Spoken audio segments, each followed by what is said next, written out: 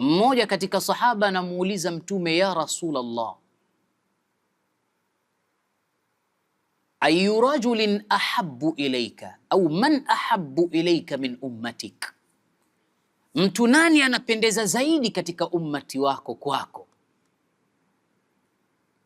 Mtume akasema, Aisha, anayependeza zaidi kwangu mimi kwa sasa ni Aisha. Wakamwambia, ya Aba Bakr, laisa minan nisai nas'aluk, sio wanawake tunakuuliza, tunakuuliza kwa wanaume. Mtume akasema, abiha, basi kama sio katika wanawake, mimi ninayempenda zaidi sana ni babake. Kana huwa sahibu nabi Muhammad sallallahu alayhi wasallam. Na rafiki lazima ajue nani anamfanya rafiki. Mtume anasema, almar'u ala dini khalili, mtu huwa katika tabia za rafiki yake. Falyanzur ahadukum man yukhalil, basi aangalie mmoja wenu nani kamfanya rafiki, nani rafiki yake, kwa sababu mathalu sadiqu salih kahamil almisk imma an yashtari minka au imma an tajida minhu rihan tayyiba.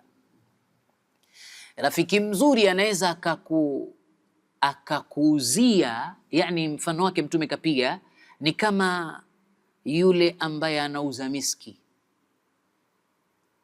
Muuza miski kama ni sahiba wako, anaweza akakupa moja kama ni zawadi yako, au anaweza akakuuzia, au unaweza kuondoka pale ukawa unanukia kama anavyonukia yeye kwa sababu ya miski zake zilizotawala. Wahamilu sui, au wanasema wasadiqu sui, na rafiki mbaya. Yule ni sadiqu salih, huyu sasa ni sadiqu as-su, mbaya. Mtume anasema kanafiqil qir, kama mfua vyuma. Imma an yahtari thiyabaka wa imma an tajida minhu rihan muntana, unaweza ukapata kutoka kwake harufu mbaya, unanuka kama anavyonuka kutokana na vile vyuma, au unaweza ukapata kutoka kwake kukuunguzia nguo yako. Haina maana hawa wafua vyuma ni wabaya, lakini Mtume kachukua ni mfano kwamba kuonyesha kuwa mathali au mfano wa rafiki mzuri ni huyu, na mfano wa rafiki mzuri mbaya ni namna hii, ili kukupoteza kwako, kukughuri kwako, kukubabaisha kwako, ndio namna ya ubaya wa rafiki mbaya. Siku ya Kiyama atakuja kuuma vidole watu. Baada audhu billahi minash shaitani rajim, Allah anasema ويوم يعض الظالم على يديه يقول يا ليتني اتخذت مع الرسول سبيلا يا ويلتى ليتني لم أتخذ فلانا خليلا لقد أضلني عن الذكر بعد إذ جاءني وكان الشيطان للإنسان خذولا. Mtu aume vidole vyake kwa sababu ya kuacha kuifuata njia ya Mtume, atamani ya wailata laitani lam attakhidh fulanan khalila, aseme areti nisingemfanya mtu fulani kuwa ni rafiki yangu. Laqad adallani ani dhikri ba'da idh jaani wa kana ash-shaytanu lilinsani khadhula, ajute kwa sababu ya rafiki. Kwa hiyo rafiki yako kaa naye vizuri, kwa sababu huwa qarinuka yauma alqiyama. Sasa rafiki anayekupeleka motoni achana naye, lakini rafiki anayekupeleka katika pepo fakun ma'ahu wa amsik bihi. Basi sayyiduna rasulillah, usahiba wake na Mtume usahiba wake pamoja na Abu Bakar ulidhihiri mpaka katika safari ya kutoka Makka kuelekea Madina.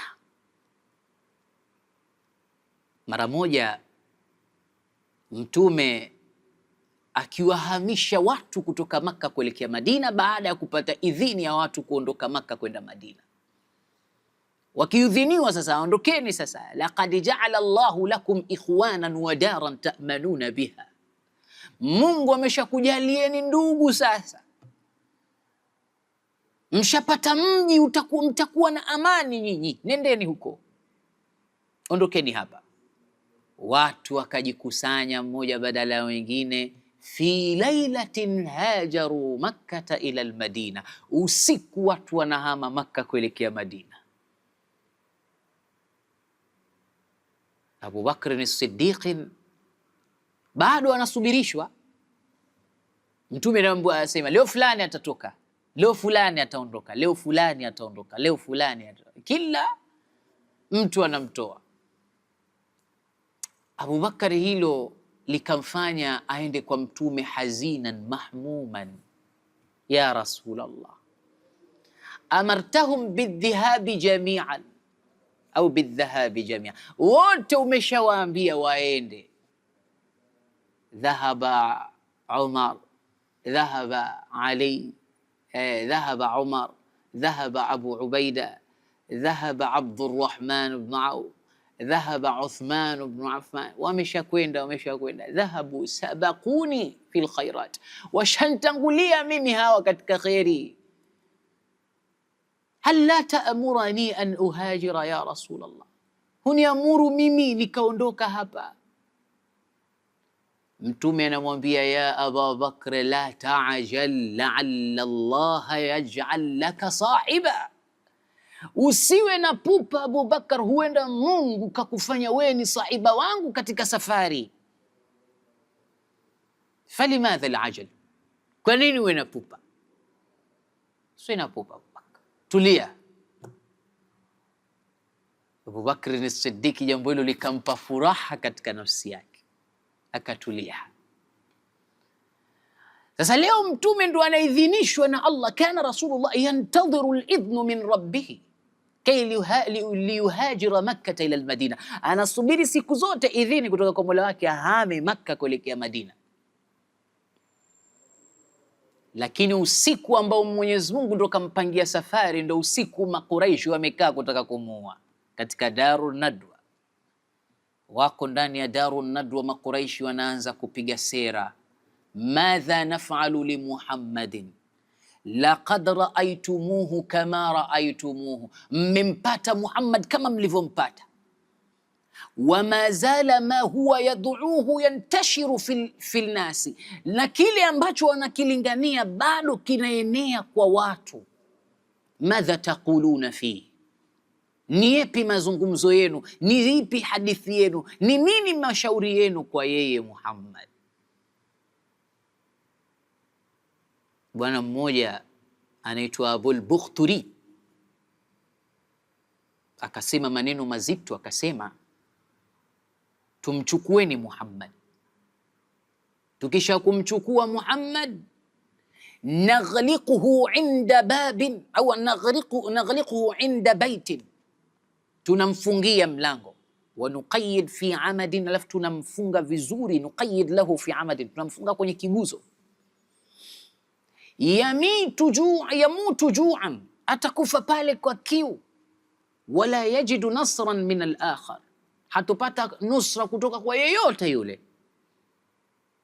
Kama fa'alu biha al-muluku al-akharin Zahiran wa ghairihim, mitume wafalme waliopita zina Zahira na wengine ndio walikuwa wakifanya hivyo, wakiwachukua watu labda pengine washairi waliokuwa hakupendeza, waovu, wakichukuliwa wakifungwa katika chumba kwenye kiguzo maalum, wakiachwa njaa wanakufa pale pale. Wakati wapo pale ndani wanatoa mashauri haya, aliingia Iblisi awali. Iblisi alipoingia alisikia lile rai lililotolewa pale, akamwambia ma hadha lakum birai la in habastumuhu kama taquluna la kharaja kalamuhu min warai juduran. Hivyo mnavyosema mumfunge, wallahi maneno yake Muhammad yatatoka nyuma ya mlango, nyuma ya madirisha, nyuma ya hizi kuta, yatawafikia sahaba zake. Thumma yughalibunakum ala amrikum hadha, watakuja kukushindeni kwa jambo lenu hili. Hii si rai, badilisheni. Rai ile ikashushwa.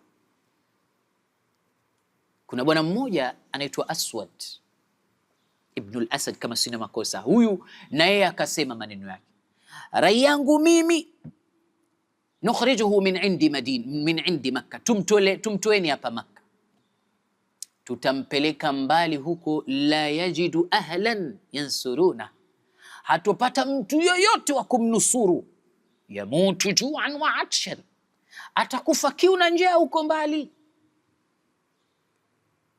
Yule Ibilisi yule alisimama tena, alivyoingia utambulisho wake, identity yake, anasema mimi natokea Najd, sheikhun min Najd, mzee kutoka kwenye ardhi ya Najd. Najd ni mji jirani kule katika ardhi za Taif.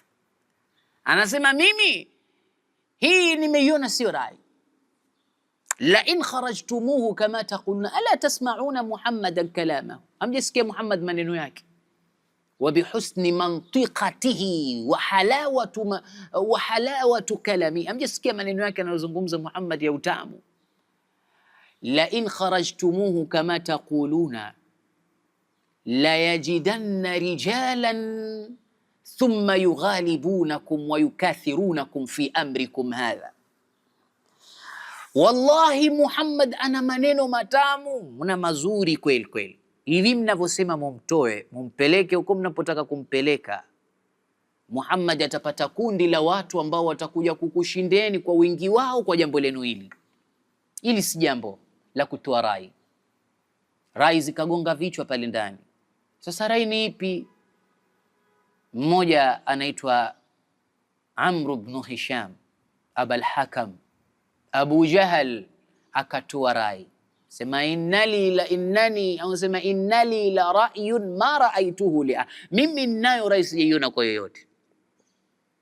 Rai yangu mimi, naakhudhu fi kulli kabilatin shabba nu'tihi sayfan wasiman, tuchukueni katika kila kabila, tutafuteni kijana ambaye tutampa upanga, tena saifu masmum, upanga utiwe sumu kweli kweli ule upanga.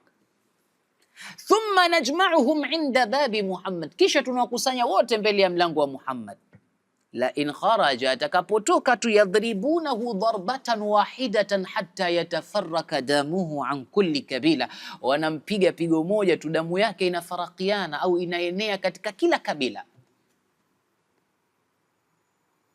Wala yutiquna ahlahu, wala watu wake hawataweza, an yarudda alqisas ila kulli qabila, kurejesha kisasi katika kila kabila. Kwa hiyo tutawalipa dia ndogo, habari yao itakuwa imeisha na habari ya Muhammad itakuwa imemaliza. Wakamtizama ule shekhi kutoka Najd ambaye ni Ibilisi, anasemaje? Wao walikuwa hawajui kama ni Iblis, unaona tu mzee kaingia pale, kumbe fi hayati adami, Iblis kajivisha vazi la kibinadamu aje kushiriki mauaji ya kutaka kumuua mtume. Basi akaona kwamba hii ni rai kubwa kweli kweli umeitoa wewe, akambaya. Wakatoka pale mazaimu wa Kikuraish, Nabbi, Munabbi, Shayba, Utba, Rabi'a, Abu al-Bukhturi, Abu al-Hakam ibn Hisham, Abu Sufyan ibn al-Harbi wa ghairuhum, wengine wote wakatoka pale, wakakusanya vijana 12 katika makabila 12 ya Makka, wakawapeleka mbele ya mlango wa mtume. Tena Abu Jahal huko anawaambia, inna Muhammadan yaz'umu annahu an-nabi in taba'tumuhu fi dinihi tadkhuluna al-jannata ardan wa in lam taba'tumuhu fi dinihi tadkhuluna an-niran. Muhammad huyu anadai etieni mtume, mkimfuata kwenye dini yake mtaingia peponi, na msipomfuata mtaenda katika moto. Innahu lan yakun, innahu lan yakun. Hilo haliwi na haliwi. Mtume yuko ndani, amesikia kila kilichosemwa na Abu Jahal kuambia wale vijana.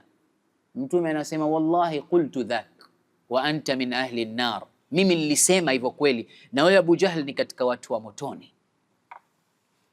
Mtume alishaambiwa kuna na malaika habari kutoka kwa Allah, wa idh yamkuru bika alladhina kafaru liyuthbituka au yukhrijuka au yaqtuluk wa yamkuruna wa yamkuru Allah wallahu khairul makirin.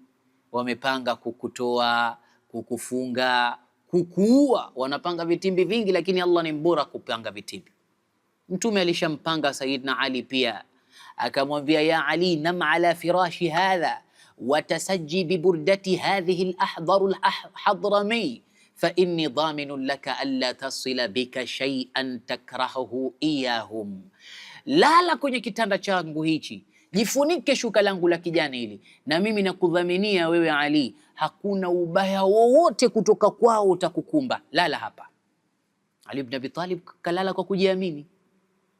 Mtume akatoka, wale vijana akawanyunyizia michanga ya kichwa, baada ya kuambiwa na Allah asome sadra suratu Yasin, akasoma mpaka katika aya waja'alna min baini aydihim saddan wa min khalfihim saddan faghshaynahum fahum la yabsuruna, kamimina mchanga ule mtume huyo, fakhatta ala ruusihim dhahaba ila Abu Bakr, akapiga hatua kwenye nyuso zao. Huyo mtume kaenda zake kwa Abu Bakr as-Siddiq. Mama Aisha anasema nilipomuona Mtume sallallahu alayhi wasallam katika ule muda nikashangaa, ma kana Rasulullah yati fi hadhihi saa qattu yawman, hakuwahi Mtume kuja katika wakati huu. Innahu qad atana fi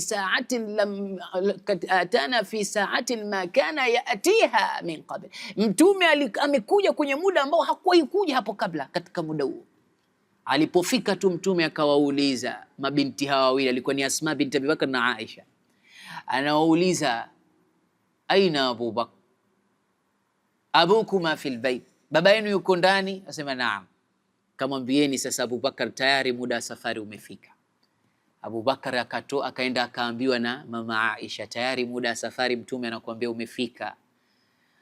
Bibi Aisha anasema faraaitu abi yabki, nikampata babangu analia, bukaan kabira, tena analia min shiddati farhin, sio kwamba analia, hii ni shida ya furaha aliyopata Abu Bakr as-Siddiq kwamba ana safari na Mtume. Alan kaachwa Umar, kaachwa Uthman, kaachwa Abu Ubaida, kaachwa Abdurrahman ibn Auf, kaachwa kibaru min ashabi nabi, kachukuliwa yeye Abu Bakr. Fa ayu manzilatahu inda rasulillah, hivi ni manzila gani aliyokuwa nayo mbele ya Mtume? Twende Abu Bakr, wakati wa safari umefika. Abu Bakr akatoka mbele ya Mtume Muhammad sallallahu alaihi wasallam. Baada ya kutoka Abu Bakr akamwambia, ya Rasulullah, laqad ishtaraitu hadhihi an-naqa li ajlik, huyu ngamia mimi nimenunua kwa ajili yako wewe Mtume. Mtume sallallahu alaihi wasallam akamwambia, wa ana ishtaraituha li ajlik, na mimi namnunua huyu kwa ajili yako. La ya Rasulullah, hadhihi lakuni, kwa ajili yako. Umemnunua kwa pesa ngapi? 100 dirham, kwa dirham 100. Na Mtume anasema na mimi nimemnunua kwa pesa hiyo hiyo dirham 100. Mtume hakutaka ubwanyenyi, kamnunua ngamia yule wa safari ya kutoka Makka kuelekea Madina. Abu Bakr as-Siddiq akamwita kijana anaitwa Abdullah ibn Araiqat. Huyu kazi yake ni kuja kuwaleta mbuzi siku ya 3 baada ya kuwa wao wako juu ya pango linaloitwa Ghari Thaur. Awalete mbuzi wa Abu Bakar, aondoke nao Abu Bakar mbuzi wake kuelekea nao Madina.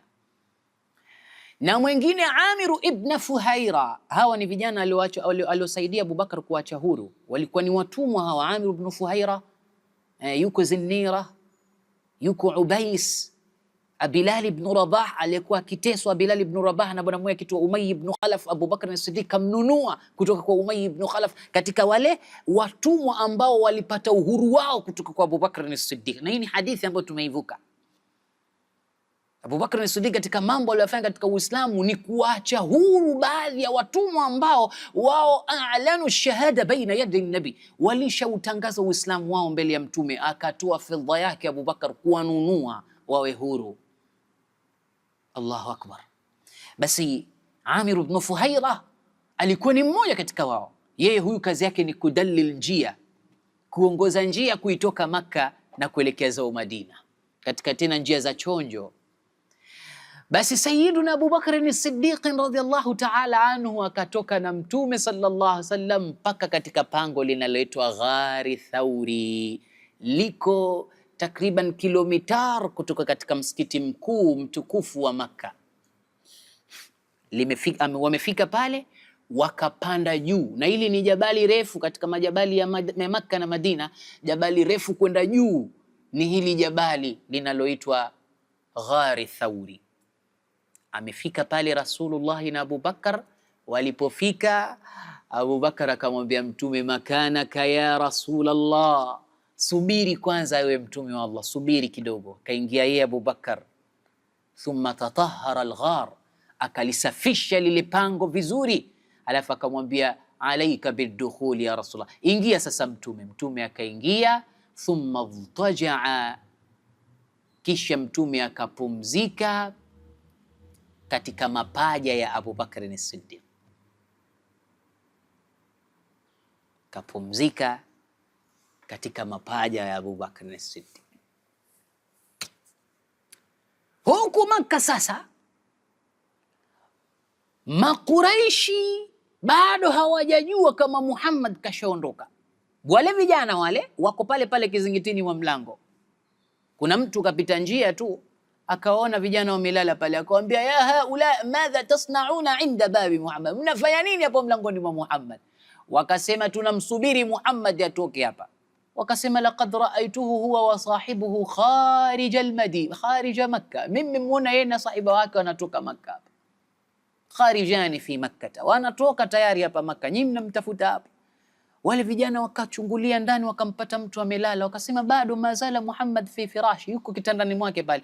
Wakasema tuingieni. Wakaingia ndani mpaka katika nyumba ya Mtume, wakampata wakaenda mpaka katika kitanda kile. Kabla ya kumpiga wakafungua kumwangalia, ni yeye huyu, fa idha huwa Ali. Wakamuuliza aina Muhammad, sema laqad dhahaba Muhammad laylatal bari'a, mundhu laylatal bari'a, toka usiku wa jana Muhammad kashaondoka, namtafuta leo hayupo Muhammad.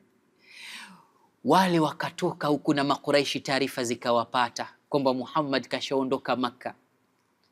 Wakapangana wakaambiana, jamaa, tena wameambizana Makka nzima, mtu yoyote yule, man ata bi Muhammadin, atakayekuja na Muhammad hapa, hayyan au mayitan, iwe huyo Muhammad yuko haya au amekufa, nu'tihi 100 ahmari naqa, tutampa mtu huyo ngamia 100 wekundu. Na ngamia 100 wekundu wakati huo ni ghali, ni sawa na Cybertruck la sasa hivi, ni sawa na Rolls Royce la sasa hivi, gari ghali, ndo sawa na ngamia mwekundu. Labda kwa wakati huo alikuwa ni ghali mno ngamia mwekundu. Basi mtu atapewa ngamia 100. Vijana wakachangamkia fursa, wakasema tutamtafuta Muhammad. Wakazunguka mashriqan maghriban, wanamtafuta Mtume. Wakafika watu mpaka kwenye pango kule Ghari Thauri. Walipofika kule, wako pale wanatazama tazama ili kupata kubaini kwamba labda amepanda huku Muhammad na sahiba wake.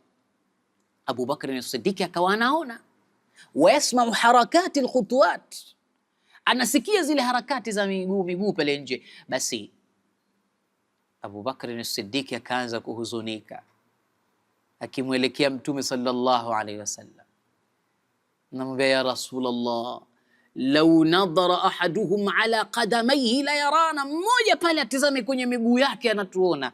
Mtume akamwambia, wama dhannuka bithnaini, kipi kinakuleta wewe kudhani tuko wawili hapa? Wama dhannuka bithnatayn, nini unadhani kwamba tuko wawili hapa?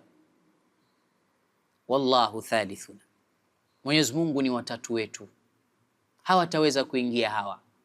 Allah akazileta aya, illa tansuruhu faqad nasarahu Allah idh akhrajahu alladhina kafaru thaniya ithnaini idh huma fil ghar idh yaqulu li sahibihi la tahzan inna Allaha ma'ana faanzala Allahu alayhi sakinata wa anzala Allahu sakinatahu alayhi, akateremsha Mwenyezi Mungu utulivu. Usidhani kwa tuko wawili, sisi tuko na Allah hapa. Abu Bakar, wale mabwana pale hawakuweza kubaini kwa sababu walikuta njiwa, walikuta na bui. Wakasema kama angelikuja Muhammad ukujua, angeliondosha huyu njiwa, akaondosha na hizi nyuzi za bui hapa, kwa hiyo tuondokeni. Wakaondoka, hawakuweza kumbaini. Huyo ndo Allah subhanahu wa ta'ala, la yu'jizuhu shay, qadirun ala ma yaf'al. Mungu ni muweza kwa kila jambo lake. Hakutaka mtume wake abainike mbele ya makufari kama hawa. Sasa Allah kamnusuru mtume wake kwa kuwa watu hawakulishindwa kumnusuru. Baada siku 3 Abubakar akateremka na mtume kutoka katika Ghari Thauri. Hao safari ya kuelekea zao Makka imeanzia hapo, lakini wakiwa wapo ndani ya pango katika siku 3 zile, alikuwa anakuja Bibi Asma mtoto wa Abubakar as-Siddiq na Abdullah mtoto wa Abubakar as-Siddiq. Abdullah alikuwa analeta taarifa, Asma alikuwa analeta chakula. Asma alikuwa ni mjamzito, tena ilikuwa ni miezi mingi karibu na kujifungua. Ilikuwa akitaka kupanda juu ya lile pango, anafunga tumbo lake na chakula anakifunga kwenye kitambaa, anakifunika katika anakitundika katika shingo, na tumbo amelikaza kutokana na kitambaa. Anapanda Bibi Asma mpaka juu. Mtume anamuona na ile hali, mwanamke mjamzito anakuja huku juu. Alhamdulillah, mimi nimefika katika ile Ghari Thauri. Unapanda kama vile mnyama kwa mikono na miguu, unapanda kwenda juu kule. Naam, ndo ulima umekwenda juu, kwa hiyo unatumia mikono na miguu, unapanda zake juu kilomita mpaka kufika huko juu. Sasa Sayyida Asma binti Abi Bakr anapanda na ujauzito aliokuwa nao. Mtume anamuona na hali yake, anamwambia anti dhatu nitaqaini fil janna, wewe ni mwanamke wa vitambaa viwili kule peponi. Bibi Asma binti Abi Bakr nasiri na mtume na sahaba mtoto wake anaitwa Abdullahi ibn Zubair, ndio ambaye alikuwa katika tumbo wakati huo. Alikuwa anasema mamake fadhila yake ilikuwa ni kubwa sana. Kwanza amiyat, alipofua. Umiyat, bibi huyo alipofua alipokuwa mtu mzima. Aliishi miaka mingi sana Bibi Asma. Alikufa baada ya kifo cha mtoto wake, yani alishuhudia umauti wa mtoto wake. Ingali kwa kipofu, aliuliwa. Maana mtoto wake kauliwa na bwana mmoja kitu Hajjaj ibn Yusuf al-Thaqafi, alitundikwa uchi katika sehemu za Kaaba. Sayyiduna Abdullah ibn Zubair wakatundwa, alikuwa yeye ndo amiri jeshi mkuu akiongoza majeshi pale. Sayyidina Abdullah ibn Zubair katundikwa uchi na uliwa, akiogopa kufa Sayyidina Abdullah ibn Zubair, lakini mamake anamwambia wallahi ya bunayya halil khawfu ba'da al-maut, hivi baada ya kufa kutakuwa kuna hofu? Anasema la, hamna, baada ya kufa hakuna hofu tena, baada ya kifo. Basi tena unaogopa nini? Nenda kapambane mwanangu. Katoka kijana huyu kenda kupambana, anakuja kupoa taarifa mwanao katundikwa utupu. Anasema hakumtundika mwanangu utupu, aibu hii itawarudia siku moja. Aibu hii ambao wamemtia mwanangu itawarudia mara moja. Subhanallah. Bi Asma binti Abi Bakr as-Siddiq, wallahi ma saqatat min asnaniha shay'an, hakuna jino lake hata moja lililoanguka Bibi Asma binti Abi Bakr as-Siddiq radhiyallahu ta'ala anha wa an abiha. Basi Bibi Asma bwana mtume, anti dhatu nitaqaini fi, wewe ni mwanamke wa vitambaa viwili peponi. Sayyida Asma. Baada siku 3 Abubakar wakateremka, safari ya kuelekea Makka imeanzia pale. Huku Makka kuna msake mtafute popote pale Muhammad atapopatikanwa. Njiani wakakutana na mtu. Wakikutana na mtu, yule mtu anamjua Abubakar lakini hamjui mtume. Yule mtu akamuuliza Abubakar as-Siddiq, ya Abubakar, man hadha alladhi ma'ak, huyu aliyekuwa na wewe hapa ni nani?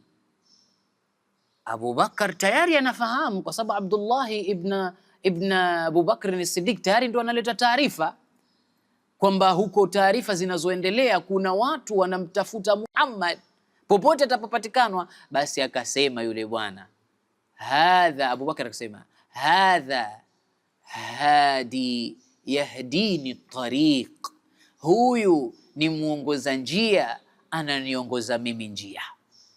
Abubakar as-Siddiq radhiyallahu ta'ala anhu hakusema uongo. Yule bwana yeye ndo akafahamu kwamba labda hawa ni wale ambao huwa wanatumiwa kwa ajili ya kuongoza watu njia kutoka mahala kwenda sehemu nyingine. Aliposikia hadha hadi yahdini tariq, akaondoka yule bwana. Kumbe anakusudia hadha hadi yahdini ila tariqi rashad, njia ya uongofu, ila an a'rifa rabbi wa manzilatuhu. Subhanallah. Akatoka Abubakar as-Siddiq, safari yao ikawapeleka mpaka kwa mama mmoja anaitwa huyu mama tutakuja kumwangalia, katika hadithi zetu. Tutakuja kumwona huyu mama walipofika hapo Rasulullah ni kitu gani ambacho alikifanya katika ardhi hii. Tuache kisa chetu kimefika hapa kwa huyu mama ambaye tutakuja kumwona katika halaka nyingine itakayofuata, na safari yetu ya kuelekea Madina inaanzia hapa, na tukaone adhama za Abubakar huko katika ardhi ya Madina. Wa ila hadha alqadri aqif, wassalamu alaykum wa rahmatullahi wa barakatuh.